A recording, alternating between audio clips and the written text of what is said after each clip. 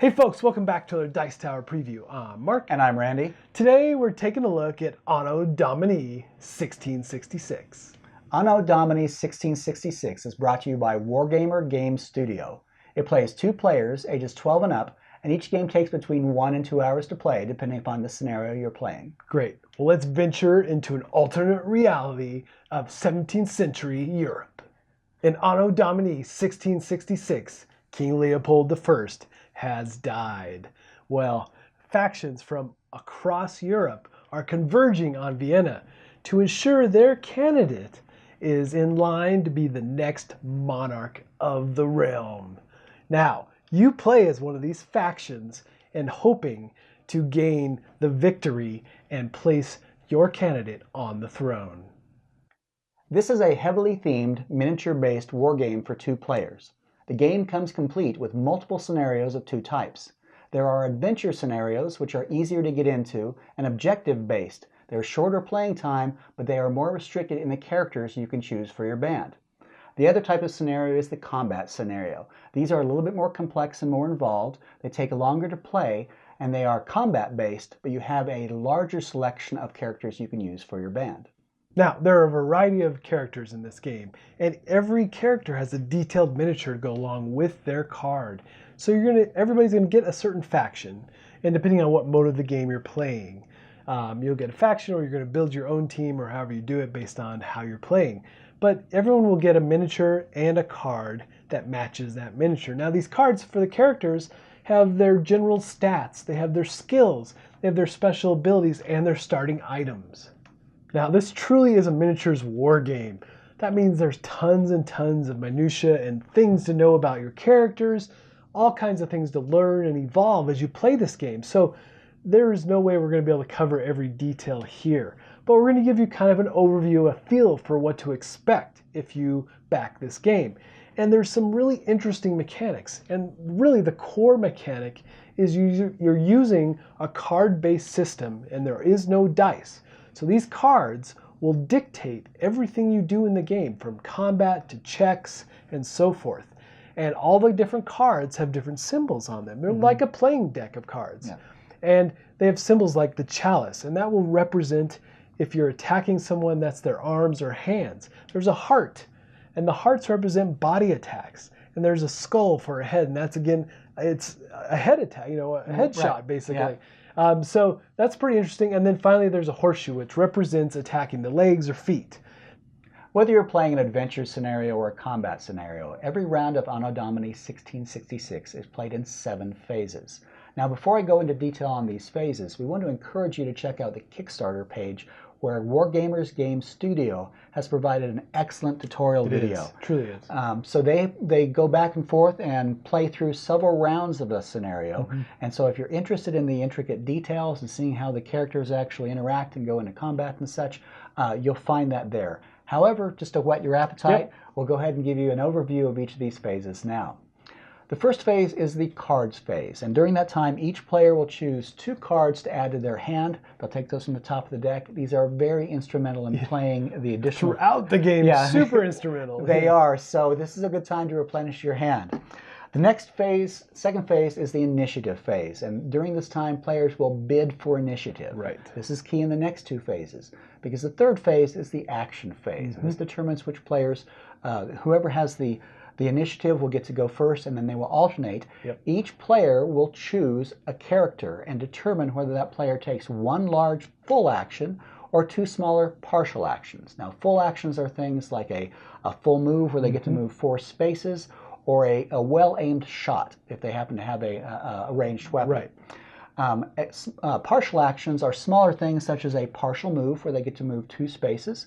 Maybe it's a quick shot where it's not quite so well aimed, or maybe it's breaking down a locked door. So for each character the player owns, they'll get to make that choice and then perform those actions. The fourth phase is the combat phase, and again, the player who has the initiative gets to go first. And during this time, players who are within a zone of control of each other, in general that means if they're adjacent to each other, get to perform combat, and this can be with a number of things, the weapons they have at their disposal. But anyway, this once the players do this, they get to exchange damage. Or should they get to? They have to exchange damage, right? depending upon who was the victor and actually got to perform the damage in that engagement. That's an example of how some of the characters have potentially special abilities that make that even more enhanced. Yes, and so cards come into play. Not only do the cards that you play with, the playing cards, but also there's a number of attributes and aspects of each character and each weapon that come into play here. Absolutely. So this is something that I want to say right now, that although there are intricate aspects of the game, it really adds to the theme and the immersive nature of the game. These aren't just, okay, I got a character that's stronger than the other. It's not just a bucket of mechanics. No, it's not. These things all make sense why you're doing them. It's really well done. So as you play this game, I think these attributes, even though they're detailed, will become more second nature, because if you're playing with D'Artagnan, of course, he has this attribute. So I'm going to exploit that there. So this all happens during the combat phase. The next phase is the morale phase, and during this phase, characters who are badly wounded may choose to leave the game. Like, out of here, man. Yeah, not players now. Right. Characters may choose to leave depending upon how badly they're damaged. The next phase after that is the interaction phase, also known as the talking phase. Yeah, this is very interesting. It is. Some characters have special skills that allow them to coerce or persuade other characters. Do you have better charisma than somebody to work with? So this is where those special characteristics like charisma may come into play. And the last phase of each round is called the end of turn phase. Now, during this phase is when you get rid of one of your alarm counters.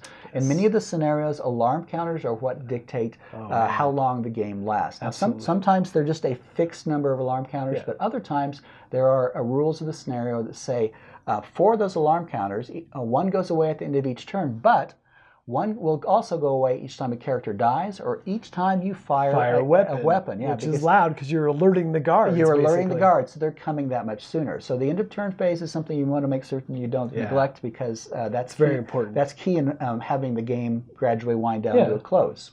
All right, instead of jumping into every little detail, because there are a ton here, we thought we would just kind of give you an overview of the scenario we went through.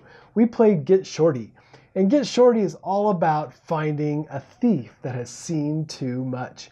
Both factions, both red and blue that we played, had to find him and coerce him or force him to join their team and basically get out of Dodge. And there's some really interesting things that happen here. We all play in this small area of the map, so it's very isolated. And there's tokens that we had to search multiple rooms to find him. So he's basically in hiding. Right. And there's a setup showing what characters you choose and what positions they are on the board when you start. And it's a race, basically, to find the thief. Right. And where my character started, D'Artagnan, and I apologize for not pronouncing the name as cool as the people in Europe will. So D'Artagnan happened to be near a boarded up window, and why would I spend a full move to get just to the front door, not be able to open it in this one place we think he might be, when I could just try to break through a boarded up window? Indeed. So this is a good time to explain to you one of the unique aspects of Anno Domini 1666, and that is their use of cards to replace dice. Now, it's really well done. It's not just randomly drawn cards. There are two types of tests that you'll perform in this game, and that is the opposed and the unopposed. And the unopposed are things like when you're trying to jump up on a table, leap through a window, in this case, open or barge through a locked door, or even make a shot from a distance. So those are unopposed tests. And in those cases, what happens is you draw the top card of your deck, so you don't know what it's going to be. And you're doing this to perform a test. Now, breaking through a boarded up window is considered the same as breaking a breakable wall or barging through a locked door. And this is a test it's a strength test with a difficulty level of 7. So I turn over the top card of my deck, and it turns out to be a 5 of hearts. Now, what I would do is add to this the strength of my character. Unfortunately, D'Artagnan doesn't have any additional strength. So right now, I've got 5 against a difficulty level of 7. Now, I do have the opportunity to what they call reinforce it. And I can play cards from my hand that either match the suit or match the number. So I need 7. I could, since it's a 5 of hearts, I could play a 7 of hearts, and that adds 1 point since the suits match. Unfortunately, it still isn't enough. Still not enough. So if that was the card I played, I'd basically bounce off the boards on the window and be able crumble to the ground. Crumble to the ground. But in this case, since breaking through the window is a boarded up window is a partial action, I could try it again. However, fortunately, I have in my hand not a card that matches the suit, but a card that actually matches the number on the card. So a 5 of horseshoes played to reinforce a 5 of hearts would actually add 2 points. And by doing that, I get the total up to 7, and I succeed in breaking through that window. So the concept of reinforcing these cards, especially when you're doing an unopposed test and you have no idea what you're going to be drawing here, is very critical here. And there's that thing too about, oh man, should I hang on to this because is this that important to reinforce now, or should I save it for combat later? Because you're not going to rejuvenate your hand basically until the end of the round. Right. So if you do this now, you may not have cards available for the combat phase. And that makes a very interesting decision because you might be holding on to some very high cards like the 7 of hearts here, and you're saying, I am going to use this during an opposed test. And the opposed test is different than this in the sense that you're playing against another player and both of you are playing cards and reinforcing them and adding to that the superiority of your weapons and your natural skill with that weapon. And so you say, I'm going to save these high cards for that. For combat. But then there are situations like this where it's like, this can make the difference between getting through the window or making the shot successfully and failing. Because also with the shots, you see on each of these weapons a difficulty level, each of the ranged weapons, a difficulty level for making the shot at various ranges. Indeed. So, since you only have a limited number of cards in your hand, this is a difficult resource management decision, or hand management. Yeah. And it's interesting, too, that you said, for this test you have to pull from the deck first, right? Yes. Well, when you do combat, you can choose to do the deck or your hand. Right. So, but if you go from your hand and then you have nothing left to reinforce, it's definitely a gamble. I like that. It is, again, like you said, the interesting decisions happening. And that's some of the things that we did back and forth in this area. Now it's such a tight map in this scenario, and that area of control and how you can use that to your advantage. I basically had Randy locked up. He did, and he couldn't advance. And I found the thief, and after he tried to find the thief several times, and I'm like, oh, there must be over here.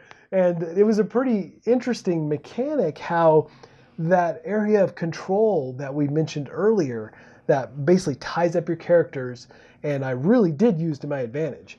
And there's certain things that can affect that too, because people get knocked back, they run away, different things like that can loosen up that control. But you can definitely use it to an advantage. So that was some of the fun things we encountered here, and it was just a real race down to the wire. It was. And some really fun battles back and forth and flipping cards, and you have tokens that allow you to parry when you're doing a melee. So characters have fencing skills, and the ones that have greater fencing skills will have a greater number of these little parry tokens. And what they do is during combat, you will add up the basically your cards with all the reinforcing cards, and you will add to that any superiority of the weapons you have, any strength you have in that particular skill, and you'll add those up, and whoever has the greatest number of points will be basically the one that gets to distribute damage. Now, if you have a parry token that hasn't been used, you can say, oh, sorry, I deflect that, and then you go into another round of combat, the riposte phase, where you do it again. And you can have parrying back and forth. Which is really fun. It can be. It's like, I thought I won. That was really thematic. It felt like we were really sword battling, And they have... for those of you who are used to rolling 20-sided dice, they have this concept of critical hits and critical failures. And they've done that by adding 2 additional cards to the deck that are 2 jokers. So the red joker is a good joker, and the black joker is a bad joker. Red joker's worth 10 during the opposed tests, and black jokers are worth 0. So you can end up with a lot of damage coming to you. Now, the thing we haven't mentioned is whoever ends up being victorious in a opposed battle during combat in the opposed tests, then they take the difference between their 2 scores, like I said, what we added up, and the difference between those 2 scores is the base damage they get to distribute. On top of that, weapons have this additional damage done based upon the initial card each player played. So some cards will do additional, like this rapier will do 2 additional damage if it's a headshot, 2 additional damage if it's a body shot, a heart shot. and 1 additional damage if it's either hand or foot shot. Right. So choosing, if you're drawing from your hand, choosing the right suit to really exploit the strengths of your weapon is key here. Is very key, absolutely. So, yeah, so in the end, this was a really tight combat experience. It was. And it really did have that flavor of old school, not old school, but just that full-on war game, right? But set in a swashbuckling thematic, and it was really thematic how they pulled it off. So. Now, and one thing we should say here is this is an alternate reality, and many of us have seen the 3 and 4 Musketeer movies, and we all root for the Musketeers, but this isn't good guys against bad guys. This is an alternate reality, and all these different kingdoms, and see if I get them right. It's France, and it's the Polish-Lithuanian Commonwealth, and the Ottoman Empire. So basically, none of these people are bad per se. They're just different factions competing for control of the throne. So don't feel like if you're not playing the Musketeers, you're the bad guys. No, the characters are very interesting, and their powers are very different. All right, folks, just a reminder once again, this has been a Dice Tower paid preview. Everything you've seen here has been in prototype form, so keep a close eye on the campaign for any changes that may occur. Now, with that said, this was a super thematic war game. Yeah. Oh my gosh. The theme truly comes through, and I feel like it's a totally underutilized theme. Yeah, it is, and I really appreciate the aesthetics of this as well. I'm a big fan of these old-time playing cards. They're just beautiful. They are. They just make you feel like you're in that era. It really does. So if this was like a game that would be of interest to you, I'm sure they would appreciate your support. Absolutely. And I think that's it from us. Yep. And until next time, we'll see you at the table. Thanks so much for watching the Dice Tower videos. Find more great videos and reviews, as well as our top-rated audio podcast at Dicetower.com. You can also find other great shows at Dicetowernetwork.com. I'm Eric Summerer, and you've been watching The Dice Tower. The Dice Tower is sponsored by Cool Stuff Inc., where you can find great games for great prices. Cool stuff in stock. Check them out at CoolStuffInc.com.